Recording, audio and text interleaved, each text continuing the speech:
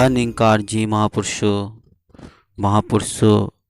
आज चर्चा करते हैं शिकवे से शुक्राने तक, क्योंकि कुछ महापुरुषों की जो शिकायत है उस सतगुरु के प्रति निरंकार से प्रति, तो वो मिटाकर हम शुक्राना करें। शुक्राना हमें करना चाहिए इस निरंकार परमपिता का। और कैसे ये दास अभी हम चर्चा करते हैं। और इससे पहले दास निवेदन कर रहा है कि अगर आपने अभी तक चैनल को सब्सक्राइब नहीं किया है तो सब्सक्राइब कर दीजिए और बेल आइकन भी प्रेस कर दीजिए। महापुरुषों, हर इंसान या मानव के जीवन में उतार चढ़ाव आते ही रहते हैं। अगर उतार है तो बढ़िया है, खुशी है, बस इस निरंकार के गुण गाता है। लेकिन जिसके जीवन में कुछ चढ़ाव आ रहे हैं, आ जाते हैं, तो महापुरुषों उन्हें कोई शिकवा हो जाता है कि हम क्या कर रहे हैं, कि हम सुख नहीं मिल रहा।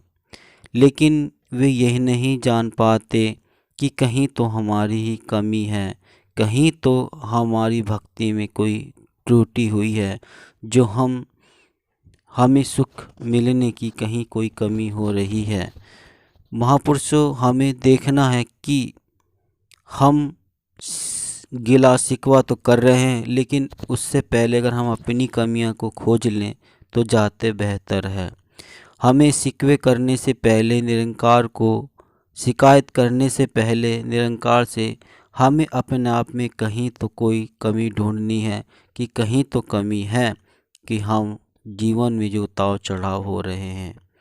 और कभी ऐसा भी हो जाता है महापुरुषों की हमारी भक्ति फिर भी स्वरूप है, अच्छी भली बात ही है, लेकिन हम फिर भी हमारे जीवन में भी उतार चढ़ाव आ जाते हैं। पर ऐसा क्यों, वो दास आगे चलकर बताएगा। अभी तो हम एक माध्यम, सूरज के माध्यम से जानते हैं कि सूरज का काम तो हमेशा रोशनी देना ही होता है। लेकिन अगर हम ही अपनी आँखों को बंद कर लें तो फिर सूरज की रोशनी का हम बिल्कुल फ़ायदा नहीं उठा पाएंगे, क्योंकि हमने अपने जीवन में अंधेरा कर रखा है। इसी प्रकार निरंकार परमात्मा रूपी रोशनी तो हर समय हमारे अंग संग है, बस हम अज्ञान की वजह से इस निरंकार के दर्शन नहीं कर पाते। हमें तो मनुष्य तन मिला है, इसका लक्ष्य ही यह है कि हम सारे भेदभाव भुलाकर अपनी सारी अज्ञानता को ज्ञान रूपी रोशनी में बदल दें। हम क्या हैं महापुरुषों, हम क्या हैं? क्या हम सिर्फ शरीर हैं? हमें अपनी पहचान तभी होती है जब हम ब्रह्म ज्ञान की प्राप्ति करते हैं। हम इस परमात्मा का अंश हैं। जब यह पता लगता है तो वही बात की जिस तरह एक मछली पानी में है, लेकिन उसे समझ नहीं है कि वह पानी में है। जब उसे समझ प्राप्त हो जाती है तो उसकी अज्ञानता भी समाप्त हो जाती है। इसी तरह परमात्मा हमारे अंग संग है, लेकिन ज्ञान दृष्टि प्राप्त होने के बाद ही यह नज़र आने लगता है। हमने अपने जीवन में यही उजाला लाना है और औरों को भी प्रेरणा देनी है कि वह भी अपना मुख उजाला कर ले। महापुरुषों, हम अज्ञानता लिए अब चल रहे हैं, निरंकार में होकर निरंकार को हमें पता नहीं है और हम शिकवे में हैं। महापुरुषों, हमें सिर्फ इसका शुक्राना करना चाहिए। परमात्मा जो करता है अच्छा करता है, भला ही करता है। परमात्मा कभी किसी के साथ गलत नहीं करता। महापुरुषों, भारत में तो जाति पाति की बहुत ही बात की जाती है कि यह ऊंची जाति का है, वह नीची जाति का है। परमात्मा की कोई जाति नहीं है, परमात्मा सब में एक जैसा है। अगर परमात्मा की जाति नहीं है तो हमारी कैसे हो सकती है। जब परम पिता की कोई जाति नहीं तो इंसान की जाति कैसी हो सकती है। जब आपके अंदर एक ही परमात्मा है तो किसी को छोटा बड़ा नहीं समझना। ये नहीं कि कोई छोटी जाति का है तो उसके साथ बलसूकी की जाए।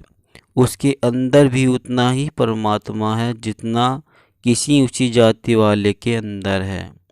जैसे एक चमन में भिन्न भिन्न प्रकार के फूल खिले हैं, जो लाल, गुलाबी, बैंगनी सब अलग अलग दिखते हैं, लेकिन फूल तो फूल ही है, बल्कि वो विभिन्न रंग चमन का निखार बढ़ा रहे हैं। हम इंसानों में भी जो भिन्नताएं हैं, चाहे वह भाषा, राज्य, वेशभूषा को लेकर हो या कोई अन्य, इन विभिन्नताओं को एक खूबसूरती की तरह ही देखें। एक तत्व स्थापित करने का यही एक तरीका है। न किसी ऐसी कोशिश करें कि हर कोई हमारे जैसा ही बन जाए। सबके आकार एक जैसे नहीं हो सकते, पर सबके मन एक जैसे सुंदर हो सकते हैं।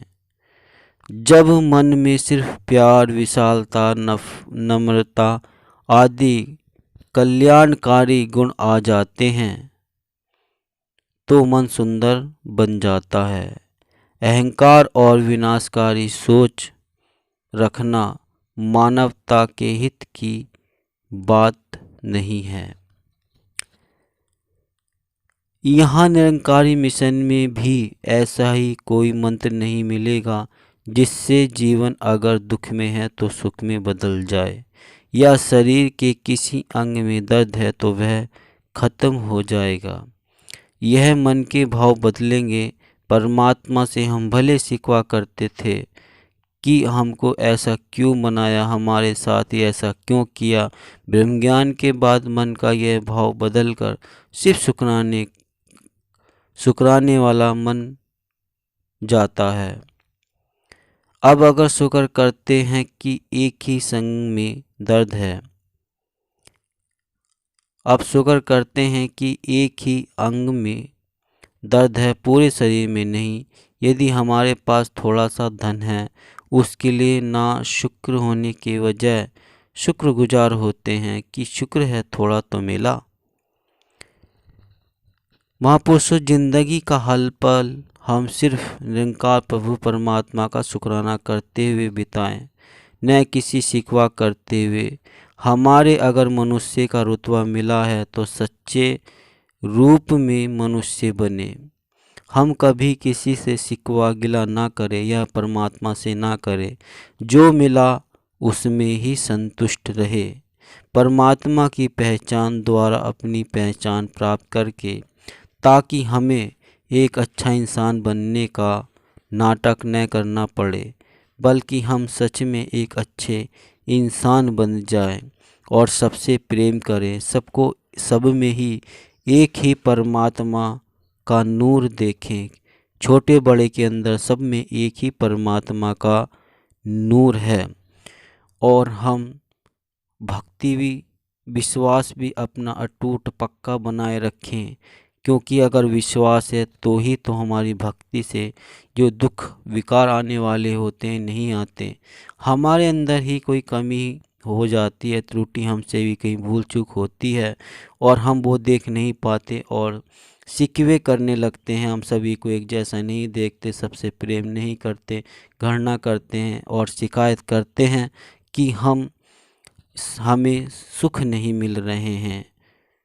तो महापुरुषों, हम जब हर पल एहसास इस निरंकार परमात्मा के अंदर भी है और असंग भी है, तो फिर हम जानबूझकर किसी का दिल नहीं दुखाएंगे और किसी के साथ नफरत नहीं करेंगे।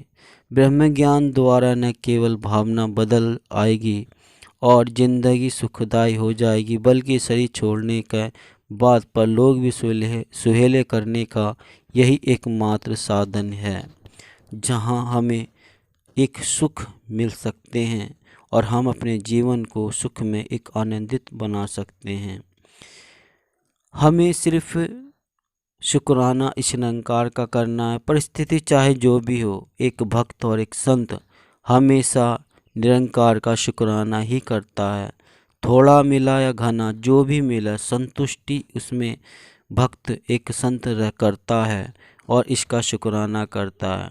ये नहीं कि हमारे पड़ोसी को ज़्यादा मिल गया और हमें नहीं मिला और हम सामने वाली उसकी बिल्डिंग को देखकर हम शिकवे कर रहे हैं, प्रभु हमारा घर तो नहीं बना, सामने की बिल्डिंग बन गई। तो हमारे अंदर अगर शिकवे रहेंगे तो भक्ति में भी त्रुटि आती है। अगर हम गिला करते हैं तो हमारी भक्ति पूर्ण नहीं हो पाती है। तो हम शिकवा करने से पहले अपनी खामियों को देख ले कि कहाँ कोई हमसे कोई त्रुटि, भूल, चूक, मिस्टेक तो नहीं हुई है।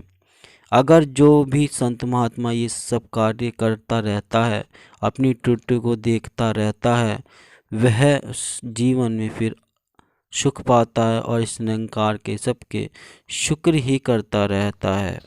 और महापुरुष दास ने शुरू में कहा था कि हम सब फिर भी अपने अंदर झांक लिया है और हम सब कुछ फिर भी ठीक है। अगर हम फिर भी हमारे जीवन में उतार चढ़ाव या फिर दुख आ रहे हैं, तो महापुरुषों आपने अब महाभारत देखा ही होगा कि कर्ण ने भी कोई ऐसी कमी नहीं की थी कि उन्होंने फिर भी दुख ही पाया। उन्होंने आपने देखा कि कर्ण एक सूत जाति में पला, जबकि वो एक क्षत्रिय था।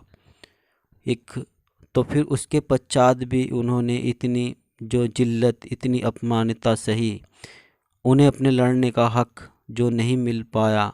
तो महापुरुषों, इसका मतलब ये नहीं है कि हमारी कोई टूटी कमी नहीं है, फिर भी हमारे क्यों आए। लेकिन कभी ऐसा भी हो जाता है कि हमारे जीवन में दुख आते हैं, तो वो उसका अर्थ सिर्फ यही होता है कि हमारी तो कहीं कोई आजमाइश है गुरु की। हमें देखना चाहता है कि हमारी की भक्ति में कितना विश्वास पक्का है, मजबूत है, या कारण जरा सा दुख आने से ये हमारी भक्ति छोड़ या हमें भुला तो नहीं देगा। कहीं भी जैसे कि आप देख सकते हैं स्कूल में आज 6 कुछ महीने में पढ़ता है और जब साल का अंत होता है तो उसे जो एग्ज़ाम कहते हैं, पेपर कह देते हैं, इम्तहान कहते हैं, वो टेस्ट लिया जाता है। तो वहाँ देखता है कि हम कितने महीने में हमने क्या सीखा।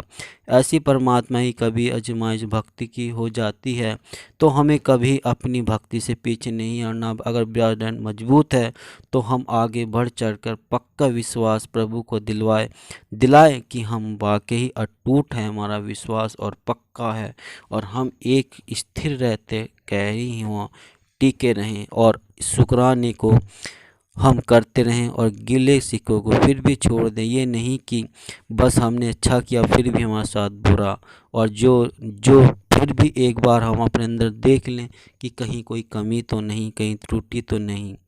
तो महापुरुषों, यही कारण हो जाता है कि हम अच्छा भी कर रहे होते हैं तो भी दुख सुख तो इंसान के साथ लगे रहते हैं, आते हैं। परमात्मा कहीं आजमाइश भक्त की कर लेता है, यानी कितने भक्तों की आजमाइश की गई है, तो ये भी देखता है कि मेरे प्रति इनका कितना विश्वास है। कह तो रहे हैं कि देखें तो सही कितना विश्वास है। तो महापुरुषों, ऐसे ही बस कर्ण को भी क्या कि कितना महादानी है, कितना बड़ा महादान है, लेकिन फिर भी वो अपने कर्म से पीछे नहीं हटे। फिर भी मरते मरते उन्होंने अपना सोने का दांत श्री कृष्ण को तोड़कर दे दिया था और धोकर दे दिया था। तो फिर भी उसके पश्चात मरने के बाद वे दानवीर कर्ण कहलाए हैं। तो हम जब भी ऐसे अच्छे भले कर्म करेंगे तो ऐसा ही हमारा भी इतिहास में नाम आ सकता, और नहीं आया तो महापुरुषों हम एक भक्त और तो अच्छा कर ही सकते हैं। प्रभु की नज़रों में हम भक्त तो संत तो हो ही सकते हैं। महापुरुषों, बस आज इतना ही। कुछ अच्छा लगे तो जीवन में ढालें। और चैनल को सब्सक्राइब कर दीजिए। दास मनीष फिर मिलता हूँ एक अगले वीडियो में, तब तक के लिए आपके चरणों में शीश रख के धन्यवाद।